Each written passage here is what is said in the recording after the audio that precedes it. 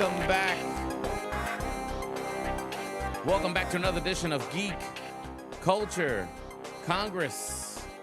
One of your hosts is always Louis Speedy Jr. Gonzalez, accompanied by my good friend, actor, and comedian extraordinaire, Mr. Tarek Lewis, writer as well. You're writing, but no, we're still on strike with the acting, right? Yeah, I can officially write. That's But true. no acting is going I can on. officially write. And no promo for nothing. There's some SAG approved programs. Okay. That you can do. Okay, cool. Yeah. So what's going on, my friend? It's been a while since I talked to you. What's going on in your world? You've been salsa cruising. Yeah, man. I've been busy. You've been salsa cruising, dude. I've been busy, man. Welcome to everyone. If it's your first time listening to the show, ladies and gentlemen, here we talk everything geek and nerdy, Marvel, DC, Star Wars, and much more, even anime and everything. And Tarek, I know you watched that finale. I'm like 3 or 4 episodes behind now. Finale of Attack on Titan. I certainly did. So we're gonna get your spoiler-free review of this finale. Yes. This long-anticipated finale of Attack on Titan.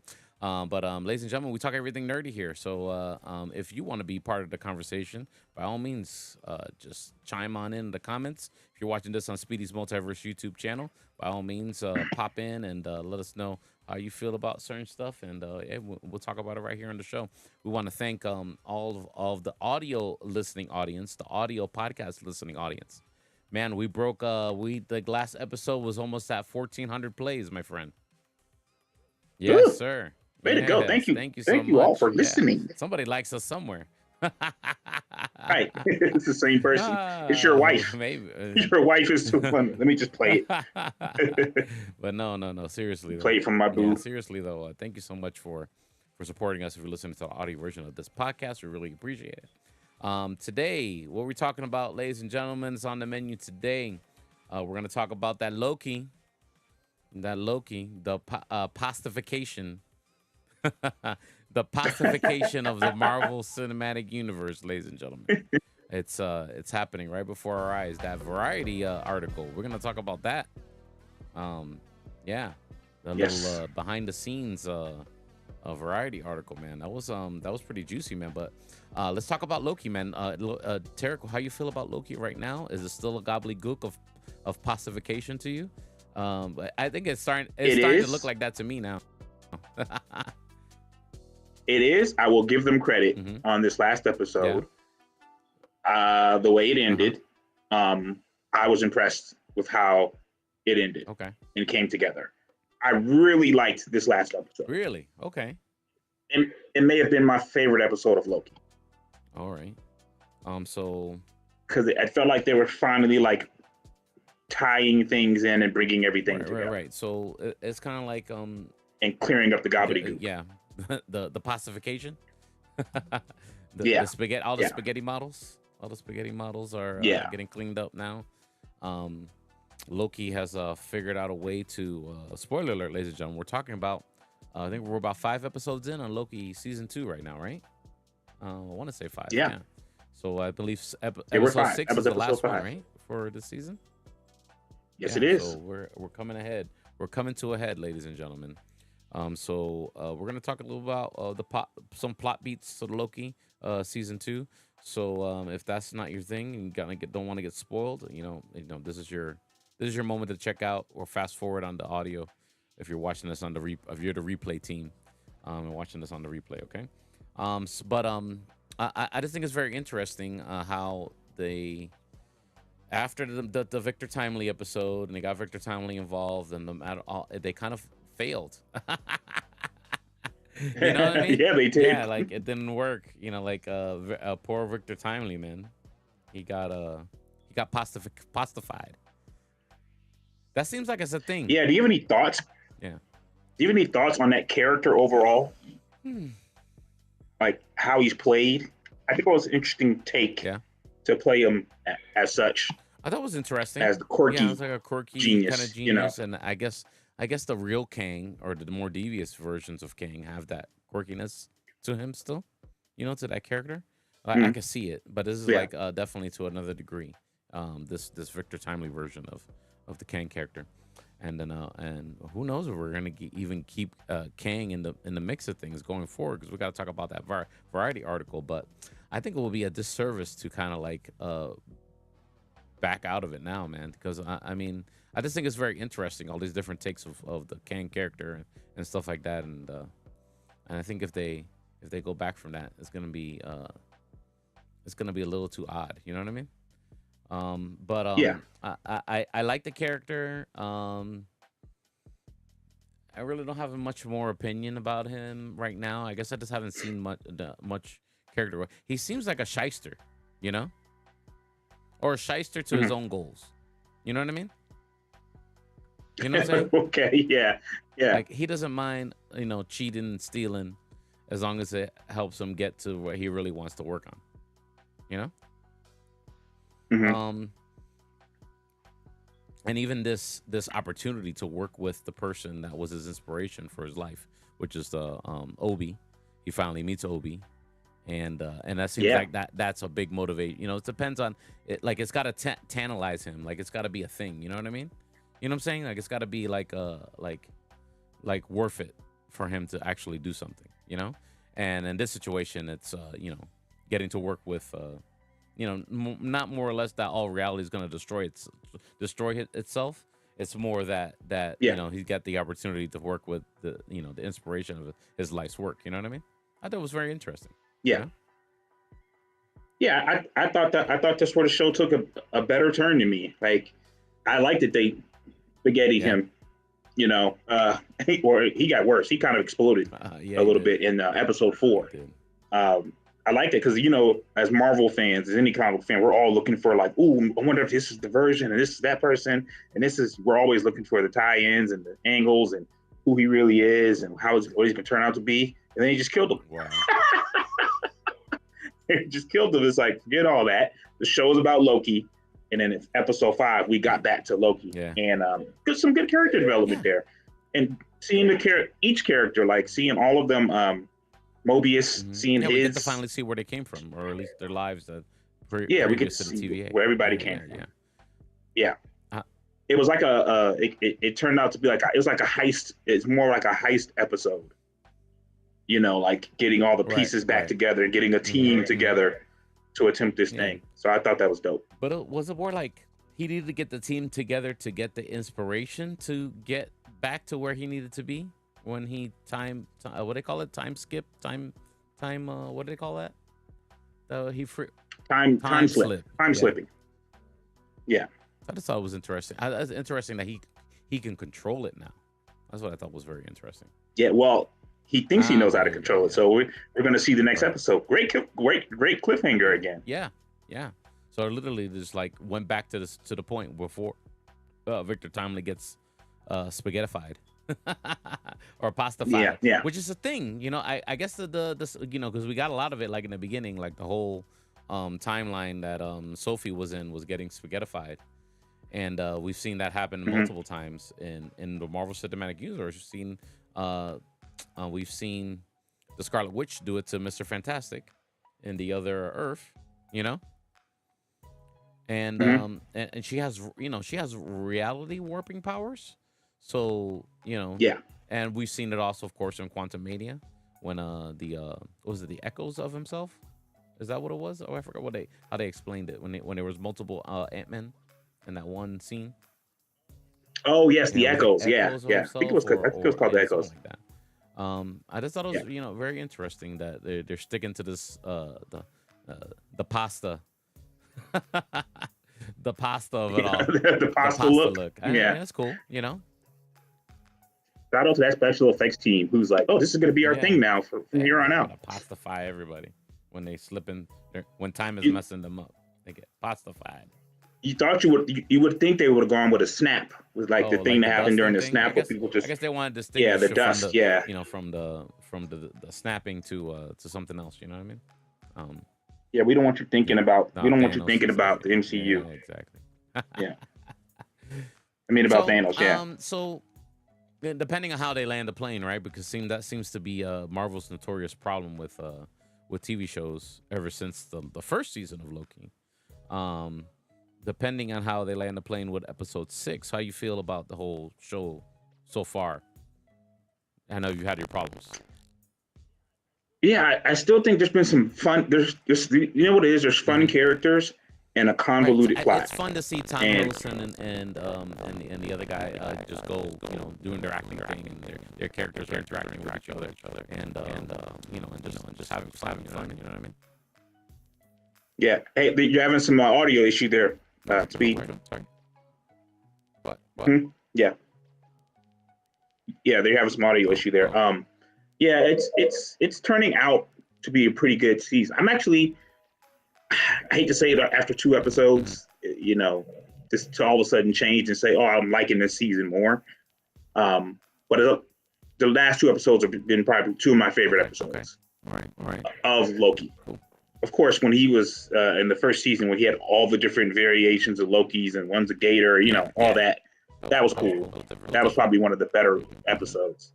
But it hasn't been. I don't know. These last 2 kind of turned the show around for me. This season at least. Okay. Fair enough. So let's see how what we get on Thursday with this episode 6 of Loki season 2. Have you watched anything else new before I move on? We got to talk about this Variety article, man. Oh my goodness, about this book behind the scenes at Marvel, a Marvel Studios book, and this article on Variety. Before we talk about that, you watch anything else? I don't know if Invincible season 2 has come out yet. Invincible season 2 dropped. So I haven't even watched that. I'm behind on that. I watched that one. They're 1 episode in. Okay. Good, very good, very good. All right, very good. Yeah, absolutely. Go ahead and give very us good. How you feel, but anything more than just very good, or just watch it. It's dope actually. It's they give you the action, they give you the intrigue, they give you some backstory right off the top. Nice. A little bit of backstory. Introduce some new characters. All in 1 episode. Nice. So yeah, it was a very good episode. The big thing, without too much of spoiling, the big thing is that in the previous season, they would hesitate to say Invincible. Instead of like saying Invincible, they would always go, "Oh, that guy must think he's," and then it would cut to the thing saying Invincible. They stopped doing that. Oh, okay. So now everybody says Invincible. It's like he's grown up a little bit, and it's accepted that he's invincible. So they kind of played on that, and they kept saying that guy must think he's invincible. But that's funny. Yeah, they're actually going into the multiverse situation. Okay, interesting. A little bit here, yeah. Interesting. But a very good episode. I thought it was dope. And of course, I'm watching Gen V, which had its final episode. Okay. So I need to catch up on all that too. I'm behind on all that. Yeah. That's what happens when you so go. Now you can binge it. Vacation, ladies and gentlemen. Yeah. let's not bullshit each other here though. You didn't watch the first few episodes. You weren't cruising that long. You're right. You're right. I cannot lie. You cannot lie. So yeah. Gen V was actually very, very okay. Good. All right. Great tie-in, great spinoff, without being too heavy-handed on how it connected to the boys. They pulled it off. There's a Homelander sighting in this last episode. Nice. A lot of action. It was dope. I highly recommend to go binge and watch. It's only 6 episodes. I know you're a busy man, Speedy. All right, it's on my list. It's on my list of things to do. Okay, Derek. Stop pressuring me. Stop peer pressuring me, all right? Yeah, I'm not trying to cut into your money. I'm not trying to get you to watch it while you're DJing or anything, but don't worry. It's on my list. It's on my list. Take some time away from your family and watch that. Well, I did. And I finally finished Castlevania Nocturne on Netflix. What were your thoughts on that one? What an awesome show. And I thought I was going to be a Debbie Downer, like in the last scene. And that special character comes out at the end, for the Hail Mary save. Yeah. And I was like, yes. You know what I mean? Yeah. I felt a childish happiness at the end. Like, oh, let's go. It was like, let's go. and then no more episodes. I was like, okay, I gotta wait until I don't know when the second half starts or whatever. It was dope. Now we gotta wait for a whole new season though. But you know, you know, the Belmont in this story, the ancestor of the Belmonts in the story, had his Super Saiyan moment. Yeah, right. He got his mojo back. That's cool. But and the animation is great. I like the storyline. I like to play with the Abbott's daughter, you know, and the backstory and the intrigue and the grandfather who didn't wanna, you know, the other Belmont grandfather, and without ruining the story too much, ladies and gentlemen. If your Castlevania is your jam, this season of Castlevania Nocturne, the last season, the only season that's up right now on Netflix. Go watch it, man. Especially if you're into the Netflix animated stuff. Really good stuff. High quality stuff. What else? They have some great choreography on those fight scenes. Man, like I don't know who's drawing those up. Just compelling to watch. Just if it was just fighting, it was compelling to watch. And not for nothing, they got black people. Yeah. So that's one of my favorite characters, you know, and I really enjoy her character. I enjoyed how they used the African lore, you know, to explain her powers and stuff like that. You know what I mean? It was really dope and really creative. Something I never seen before. Not even in the video games have they ever done that. You know what I mean? So right. I think they got French black people. They got gay black people. They got slave black people. They got a lot of black people in there. Good little, nice little diverse show.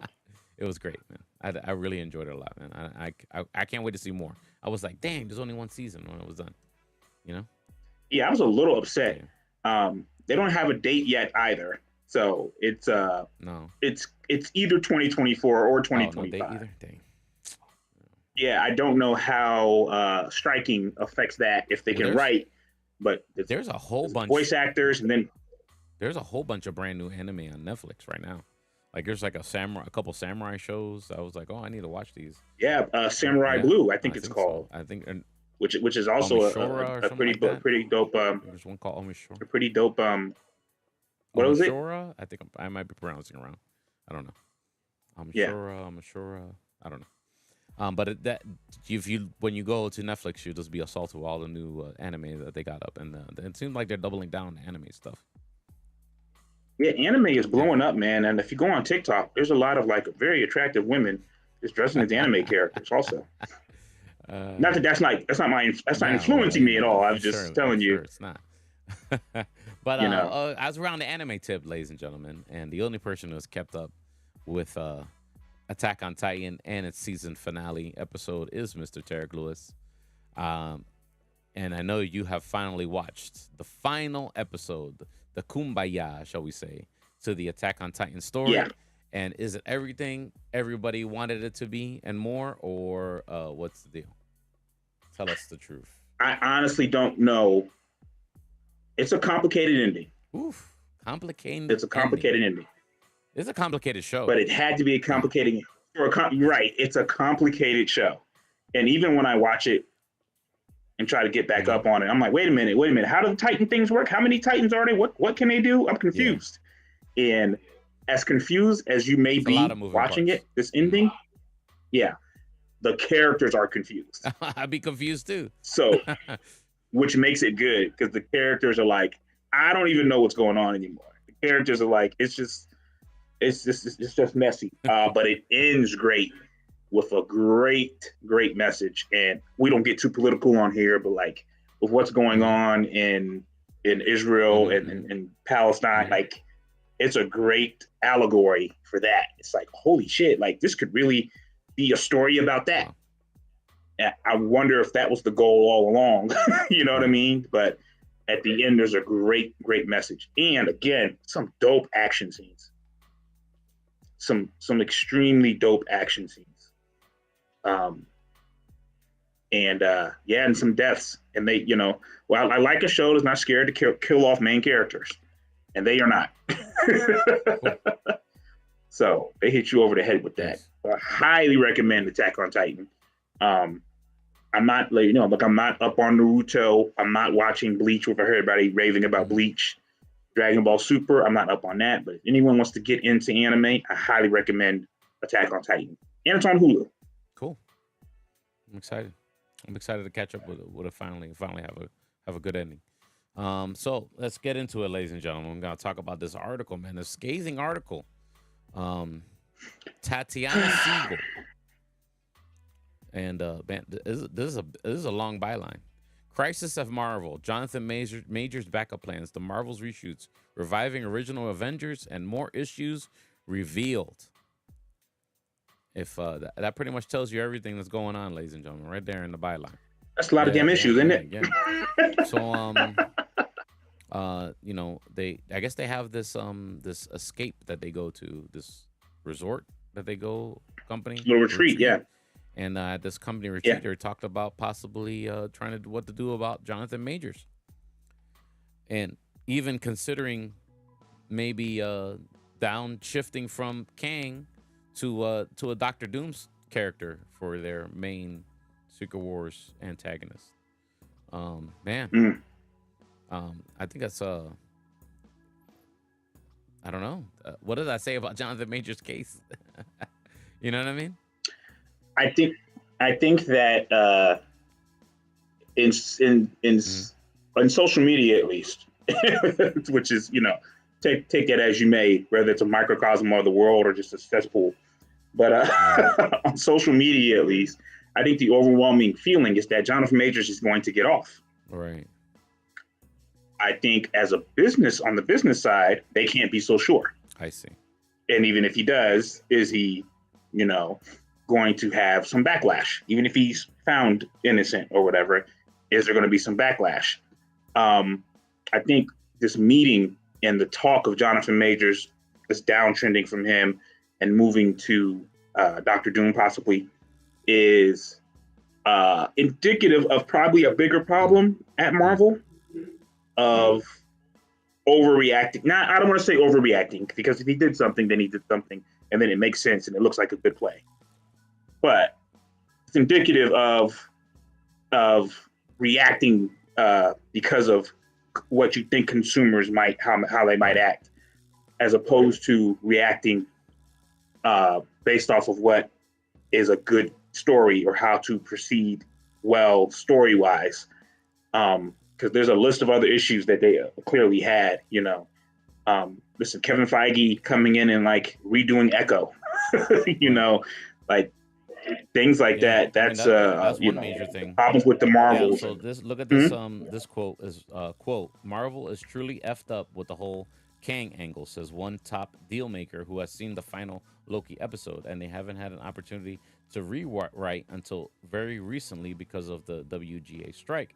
But I don't see a path on how they move forward with him. And then they in the article has been plagued with lengthy reshoots and now appears to likely to underwhelm at the box office. As an unprecedented turn of fortune for a company that has enjoyed a nearly uninterrupted string of hits ever since it started independently producing its movies with 2008's Iron Man. And yada yada. Of course, ladies and gentlemen, you can go to the Variety website and read the whole article for yourself and digest it. But I just want to hint, of course, the troubles they're back when the COVID pandemic was destroying everything. And then I guess they felt like they needed to ramp up the streaming stuff during the COVID pandemic. And that was their answer with a lot of things that we got. So the TV series that we got, and a lot of the quickness that it was produced and given to us. You know what I mean? Instead of being vetted properly and show works like a normal TV show. At least some of it, because they're very unorthodox in their approach to Marvel TV shows. As we've talked a lot in the show before, there's no pilots and there's no bunch of flying by the showrunners and a little crazy gobbledygook, kind of like pacification. I think pacification of the Marvel Cinematic Universe. I think that's a very good analogy for what's going on with Marvel. Listen, I like what this Wall Street analyst Eric Handler, who covers Disney, has said. The more you do, the tougher it is to maintain quality. And they tried experimenting with breaking in some new characters like Shang-Chi and Eternals with mixed results. With budgets as big as these, you need home runs. The Marvel machine. And that's really what it boils down to. The Marvel machine was pumping out a lot of content. Did it get to the point where there was just too much and they were burning people out on superheroes? It's possible. Now, that was the same guy you were covering, the Wall Street, the same guy you were quoting, the Eric Handler from the Wall Street analyst that covers Disney.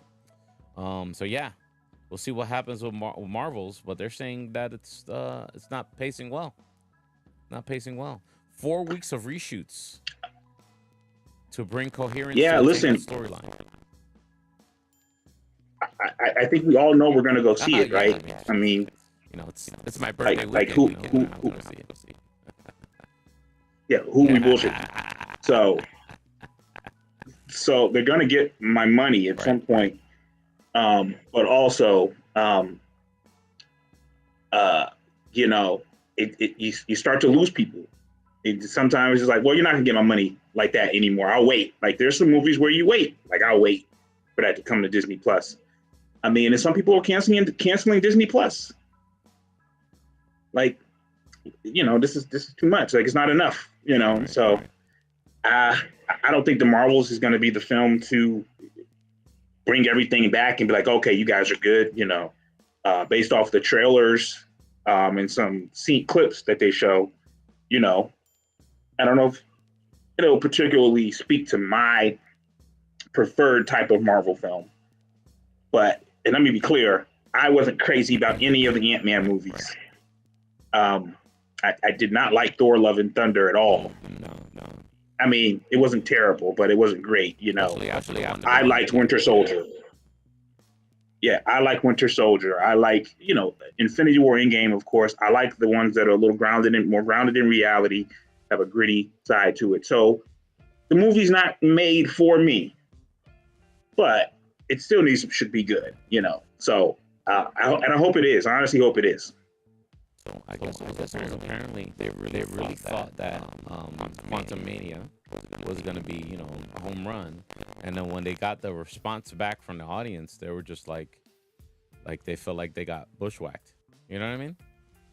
And, and I guess that's the problem with art. You know what I mean? Sometimes you made a hit. Sometimes you think you made a hit and,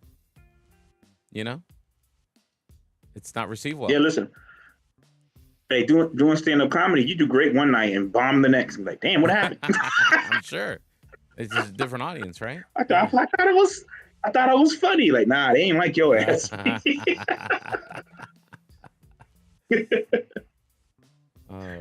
So I get it, but hey, I don't got $1 billion behind me. And then the other issue, the VFX troubles, and apparently that's that fell on Victoria Alonso, who got the old-fashioned axe. Yeah, she got the she got the boots. So-called bad VFX what we see because of half-baked scripts as well. Was a quote says one person involved with She-Hulk. And that's Kevin and even above Kevin Feige. Oh, wow. Unquote. You said half-baked scripts? Yeah. Well, when you're rushing them, when you got to hurry up and get them out, yeah. I mean, it's going to be a half-baked script, if you're rushing it, trying to meet deadlines. Then apparently there was a problem with Blade at one point. Of course, Blade has been announced forever, right? And then, just to give you the cliff notes of this, I don't want to keep quoting the whole dang article. Go read it. But it's long. It's a good read, though, ladies and gentlemen. Apparently, there was like 4 leads, and Blade 4 female leads, and Blade was kind of like in the background. That's what the script was looking at. Yeah. And that would have been a big turd, if they would have served that up. Yeah.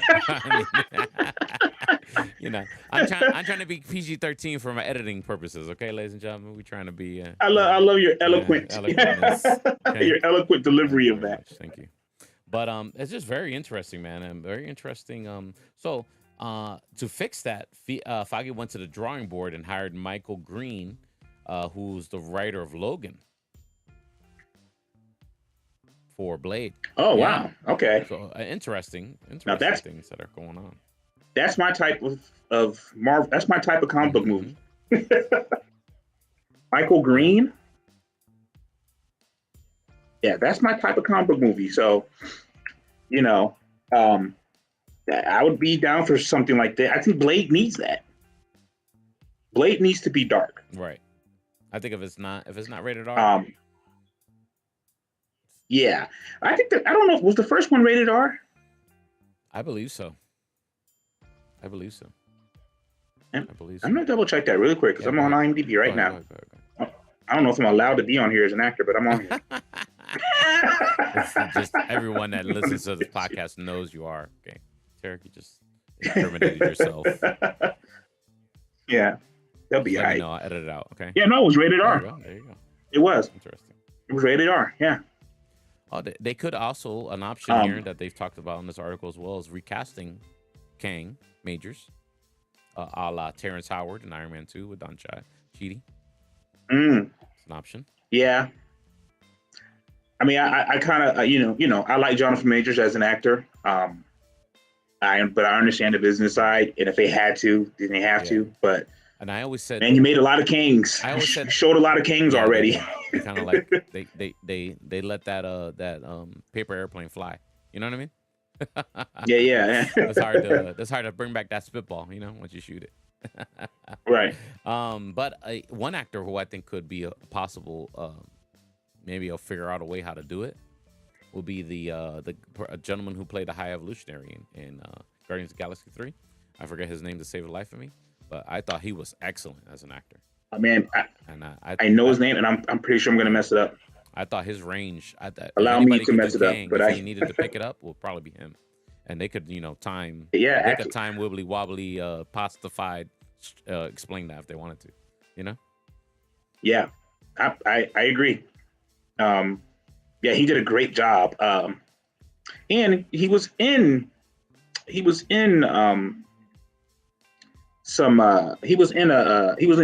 He was on Peacemaker. Yes, he was. He was excellent in that too. I believe he died. Yeah, I think he got killed. He got killed by one of the fly aliens. I believe he died. Yeah. So we're clear there. Oh yeah, I can't say this, dude. I cannot say this. Chuwutu Udaiju. It's probably better than I would have done. So there you go. It's gonna stay. It's probably better. Uji. Ooh, boy. So let's see. They're talking about mutants might be a way to go to bring back some life. I think that's what everybody wants, man. Everybody wants the X-Men, man. But it wants the X-Men. Yeah, definitely. They want the X-Men mingling with the rest of the Marvel universe. They want it now. There's all types of Spider-Man. Like, which Spider-Man are they going to do? Are we going to see Tobey and Andrew Garfield again? I saw a social media post today that said that Hugh Jackman and Tobey Maguire would be the leads in a Secret Wars. Right. I think and I also saw thing. I don't know. I also saw that Hugh Jackman's Wolverine and a Tobey Maguire Spider-Man would be the leads or leading their own team in a Secret Wars. I believe. Yeah. I believe that's what I just said. I don't know what. Also Tom Holland too. But I think it's going to be the older characters. They're going to give them their coup de grace or something. Their last moments. But anyway, I'm here for it. Let's do it. Let's get to it. But I'm cool with that. But there's rumor about bringing back the original Avengers. Yes, that's the other that's the nuclear button, I guess. You know what I mean? After they finally reboot everything and everything happens, and they're still not happy with the results. That's the nuclear button. And in a rebooted Marvel universe to bring back the OGs.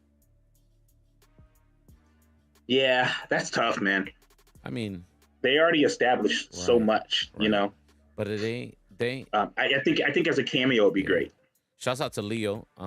Loki is one big time loop. Yeah, I guess it's just one small, it's not even a really big time loop. Technically, in show running time, it's actually a kind of a small time loop, right? No, it's a big ass time loop. But Leo's loving the season no matter what, though. Shout out to you, brother. Thanks for hanging out with us. Listen, Victor Timely was in the early 1900s, so yeah. I mean, we're talking about show running time. You know what I mean? I mean, we're literally. Oh, I thought he was speaking of like.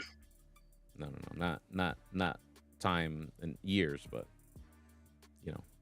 Right. I'm thinking of like how things are revolving. Like I think that Victor Timely is the Master King, or was the one who kicks in, and now it seems very like we're going back to Loki again. But it seems possible to me that Loki is the one that caused the reason Loki. The reason they have to find Lokis in the beginning of the season is because if they don't find different Lokis, then Loki never saves the timeline.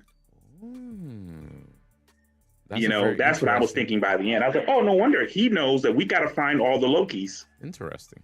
And get them, because if we don't get them, then no one's going to be here to save the timeline.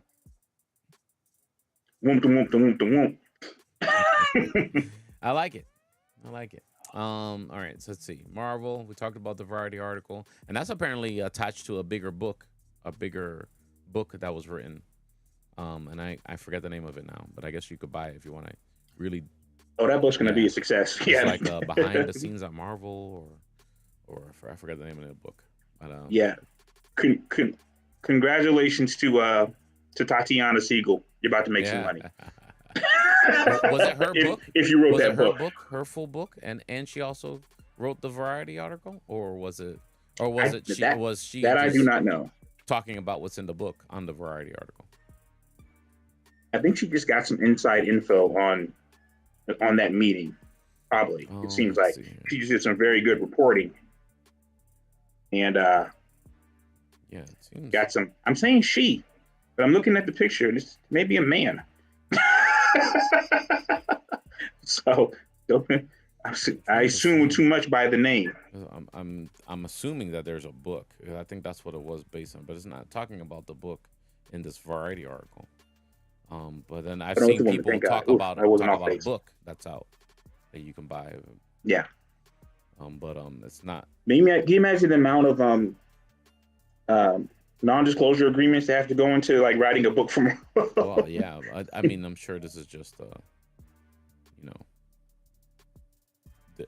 there's very few. Let's see. There's one, Anna George, who was a VFX assistant. You know what I mean? Who actually appeared before the Congressional Labor Caucus of October 19th to testify about the studio's untenable deadlines and working conditions. Wow. And I guess that's the reason why they also unionized the VFX people recently. Yeah, they should, man. It's not an easy thing. I think they did. I think they finally did do that.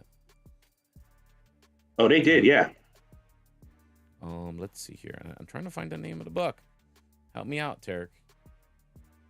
It's not a real book. Speedy is part of the timeline. It got erased. It was a variant. Spaghettified right now, before our eyes right now. Hold on, there's gotta be a name of this book here. I don't know. There's a book called The Reign of Marvel Studios by Joanna Robinson. That's the one. That's the one. Currently available on Amazon. Join if you want to be a guest, if you're out there listening by any chance. Yes. We'll pump this book for you. We take a sponsors, baby. Contact us directly. Yeah, we'll Don't contact Beasley Media. I hope Caroline Beasley's not listening to this. Anyway, let's just top it off, man.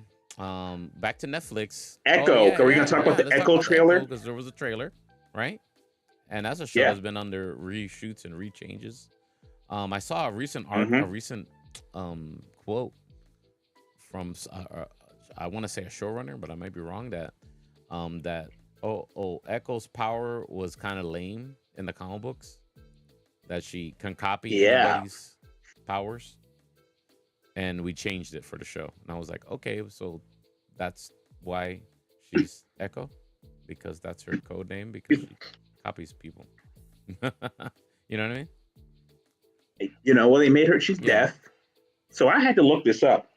She's deaf, and because of that, like she's able to really, really. It's almost like a switch to Daredevil. So she's able to. What do they call it? Muscle memory, muscle mimicry. Yeah. I don't know why they don't think that's cool. I don't know. I guess in the comic book is cooler than tend to try and make it be cool in a TV show. You know what I mean? Listen, I don't know if you remember the show Heroes. Yes, I remember it. One of the coolest characters, well, one of the coolest powers, she could watch something and mimic it. Ah, yeah. And it was so cool. So I don't know why they're saying that. All she's going to be doing is fighting anyway. It's better if she has this little ability. So I don't know. Maybe she's not even going to have any ability. When I looked it up, of course, on the Marvel fan base or whatever, it says that it's not a superhuman thing. It's just something she's honed. I see. I see. But that trailer looks violent, though. Yeah. And we're gonna get all of it. You get to binge it. Oh, it's dropping all at one time. Yep. Oh, okay. It's dropping all at one time. So that's smart. There's a January release date for next year. So it's coming. Yeah, it comes out in January. Come be available to us sooner than later, ladies and gentlemen. I think it'll be a good time. I mean, it can't be any worse than what we've gotten so far. You know what I mean? I wasn't hyped on it at all. Hawkeye was one of my favorite MCU series. I liked it. So, but I was kind of thrown off that they were doing a series with Echo afterwards. I was like, what do you mean? Why are they doing her? Like, why are they doing her character? I want to see the girl. I want to see Kate play Hawkeye. So I'm like, I guess they're saving them for a movie or whatever, But it was a weird spinoff to me. But I would say the trailer actually looked good. I liked it. The trailer actually looked good. It's not going to be very superhero-ish, I don't think, though. No, but we did get a little glimpse of Daredevil trailer. Yeah, a little glimpse of Daredevil. I think it'll be as long as he's not doing that walk of shame. Yeah, that walk of shame like he was in She-Hulk. Yeah, that was awful. Let's see. There's a show. Before we end up the show today, there is a movie. We get some feedback again there, Speedy. I don't know what happened. There's a movie on Netflix called Knights of the Zodiac. Do you remember a cartoon called Knights of the Zodiac, Tarek? Yo, I when this came up in our chat, I swear I remember a cartoon. Yeah, it was Saint Seiya. And I was like, wasn't there? It was Saint Seiya in Japanese. Saint Seiya or Saint Seiya was the name in the Japanese one. The Japanese version. Okay. But in English, it was Knights of the Zodiac. Or in Spanish, too. And this was like in the early 2000s? Yeah, in Spanish, too. Then that's how I watched it. I watched it in Spanish. As Los Caballeros del Zodiaco. Yes. It sounds so much cooler in Spanish. So when I saw it on Netflix, I was like, oh, snap. They made a live action Knights of the Zodiac. I remember that when I was a kid. I said, you know what? It probably sucks, but I'm going to watch it. You know what I mean? Yeah. Like I had zero, lowest than low expectations, ladies and gentlemen. So I fired it up and I was pleasantly surprised. There was a lot of there was a lot of B and C acting, what actually probably a step up from like the acting from like the first Mortal Kombat movie, the very, very first one, not the recent one that came out. Talking about like the very, very first one. Like the acting was kind of like that, but maybe a bar higher, you know what I mean? A little bit above that 90s Mortal Kombat. Yeah, so it was okay. It wasn't like grown, like, oh God. You know what I mean? Yeah. The action was great. The fighting was like, wow. Like I was like, man, they invested a lot in this movie. The effects were great. The way they made the knights look was awesome. They look just like the cartoon. The actress subtitles. Was it subtitles? It's in English. Okay, it's in English. The actress that played Jean Grey in the first X-Men movie is in this movie. Famke Jensen. Mm-hmm. Yeah. One of the first one of my favorite martial artists that he played I forgot. He played this live action version of an anime that was really popular back in the day when anime was still kind of like animation, Japanese animation. That the character had like a big dragon on his back, and he played like the live action version of it. And I forget his name now. He Not Tekken. No, it's like a French maybe name or something like that. But I'm gonna have to open up the IMDb and actually look at it. I don't remember now. IMDb.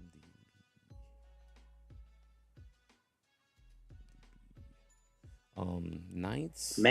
What character did he play? He played like a sidekick of somebody like Mark Dacascos. Yeah, there you go. Yeah, is that who it is?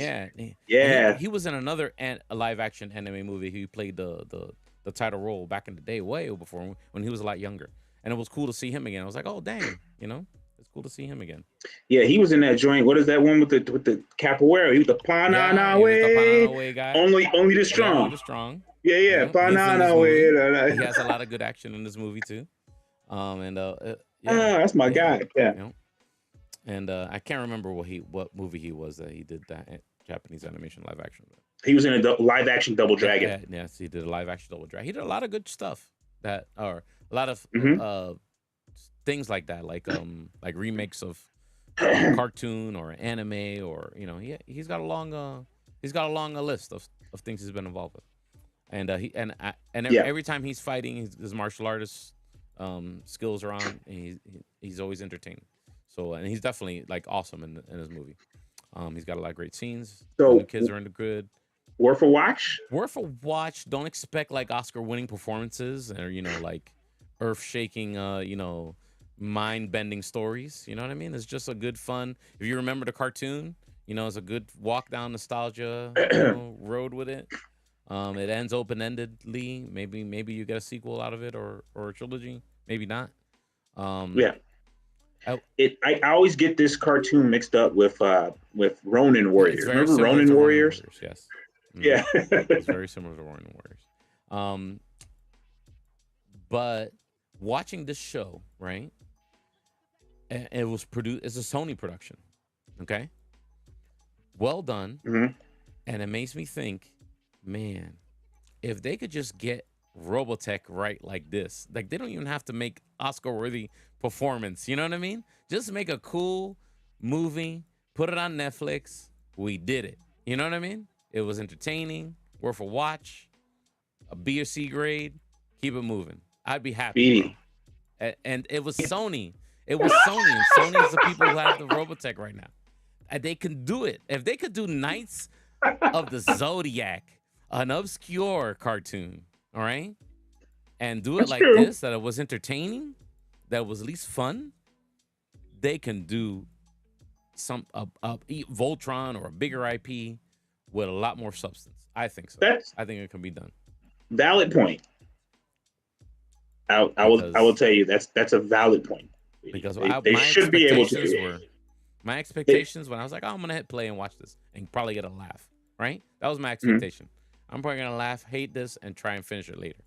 But I watched it through the whole thing. Listen, were you mad back in the day when Pacific Rim came out? Were you mad and saying this could have just been Robotech? It could have. It could have been Gundam better. It could have been a Gundam movie. Yeah. I would have accepted that. Well, we're gonna hopefully we're gonna still get that live action Gundam movie. But yeah, well, we have the one thing I do want to mention before we leave is the Planet of the Apes trailer dropped. Oh, really? There's a new one? There's a new Planet of the Apes coming out. Man, they're gonna milk that IP until the wheels fall off. Listen, it's going. That's some full circle shit right there. Really? But is it like continuing the story, or is it like it's brand new thing? It's continuing the story. So they had the ones that came out 2015, 2016, 2017. Yeah. Kingdom of the Planet of the Apes now. So I don't know what the storyline is going to be. I know that in the last film, the main character Caesar died, and his son was still alive. But this looks like it's going to be way ahead of time. But all of them have been good. Like, it hasn't been a bad Planet of the Apes film, at least the new ones. But You know, also feels a little. It always feels like it's just a little racist watching it, doesn't it? It always just feels like a little, like, Am I okay? They enslaved them white people. Yeah. When they throw them white people in the cages, like, yeah. What was the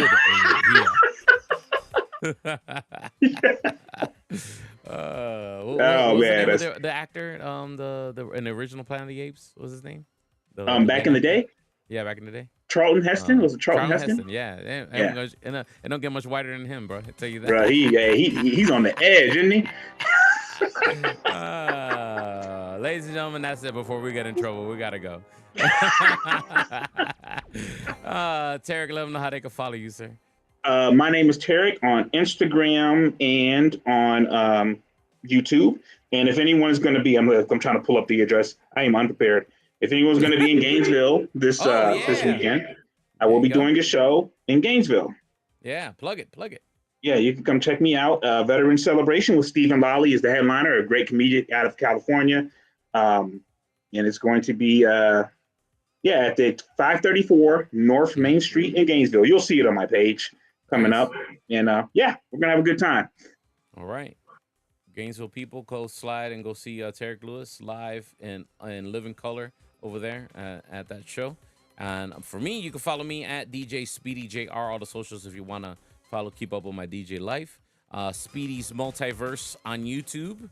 All right. That's the official channel where we go live and we do the Geek Culture Congress podcast every Monday evening, 8:30 p.m. Eastern Standard Time. We try and do it also with our good friend, Mr. Joey Franchise. You can follow him at Joey Franchise with a Z. And we'll be back next week. And I'm still expecting a full review of Five Nights at Freddy's from Joey, which I'll have on the audio version of the podcast for you guys. You guys want to hear that review before you bother checking it out. But apparently it's doing well. Yeah, it looks crazy. So I got to check it. All right, guys. Have a good one. Have a good rest of your evening and your week.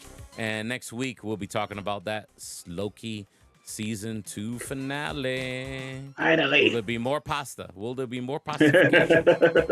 Probably. Have a good one, everybody. Be safe. Peace.